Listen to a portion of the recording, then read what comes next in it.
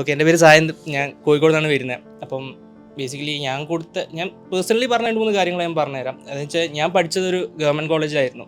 അപ്പോൾ അതുകൊണ്ട് തന്നെ ഒരുപാട് ഡെയിലി കോളേജിൽ പോകുമായിരുന്നെങ്കിൽ തന്നെ ക്ലാസ് കയറുന്നത് വളരെ ലിമിറ്റഡാണ്. പൊളിറ്റിക്സിലൊക്കെ തന്നെ ഇൻവോൾവ് ആയതുകൊണ്ട് ഒരുപാട് ക്ലാസ് മിസ്സസ് ആയിട്ടുണ്ട്. അപ്പം നമ്മുടെ ജൂനിയേഴ്സ് വന്ന സമയത്തും മെയിനായിട്ട് അവരോട് ഫസ്റ്റ് പറഞ്ഞൊരു കാര്യം പറഞ്ഞ നോട്ട്സും കാര്യങ്ങളൊക്കെ കറക്റ്റായിട്ട് അല്ലെ പ്രോപ്പറായിട്ട് കീപ്പ് ചെയ്യും.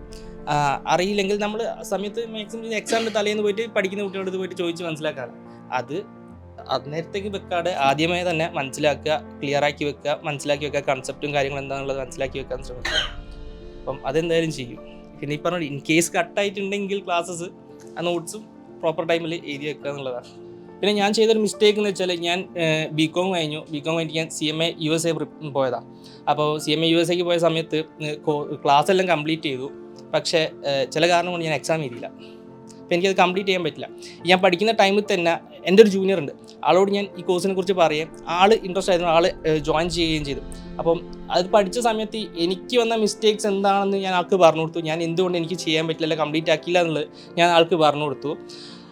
ആൾ 2 പ്രാവശ്യം അറ്റംപ്റ്റ് ചെയ്തു, ഫെയിലായി. പക്ഷേ ആൾ പിന്നെ 3rd ടൈം അറ്റംപ്റ്റ് ചെയ്തു. ആൾ ഫസ്റ്റ് പാർട്ടും പിന്നെ അറ്റംപ്റ്റ് ചെയ്തു, സെക്കൻഡ് പാർട്ടും ക്ലിയറായി.